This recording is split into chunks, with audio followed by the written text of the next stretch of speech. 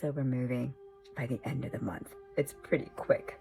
And I came into our bedroom to find that Isabella had packed. She was very excited. She gets excited about a lot of things. But when we went to bed, can we take our bed? And I said, no, Bella, because it's fully furnished. We don't need to. We need to sell it. And all of a sudden, she went into hysteria.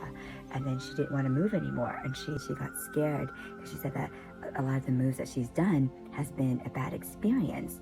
And then she talked about her dad's moving. And then I was like, but Bella, every time we've moved, I've made it into a good experience. Like when we lived at the cottage, you were a princess living in the cottage. And I had to remind her of all the good things and how these changes bring about really new openings for her. And then she said, okay, I'm gonna try not to think about it. But she was still so restless. So that just reminds me of like us as adults and our processing of events that happen in our lives and our nervous system and letting go. So that was a huge talk about letting go. And this morning we talked about it again. I just really let her have her emotions to process, to get it all out. And then I didn't interrupt it. Maybe she should think about this. I just held space for her. Yes, to let it out. And then in the morning we talked about it. And before we went to bed that we hugged about it and that we don't have to make a decision now. Things will work out. And then she finally fell asleep.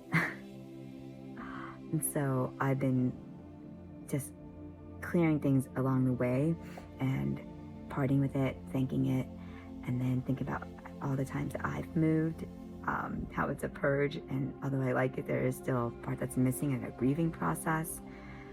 So I would love to know about you and when you were moving, what moves helped you, which ones were more traumatic, and which ones can you look back now and process given your experience and knowledge, and then just letting it metabolize, because Gabor Mate says there's no such thing as trauma, only how we processed it.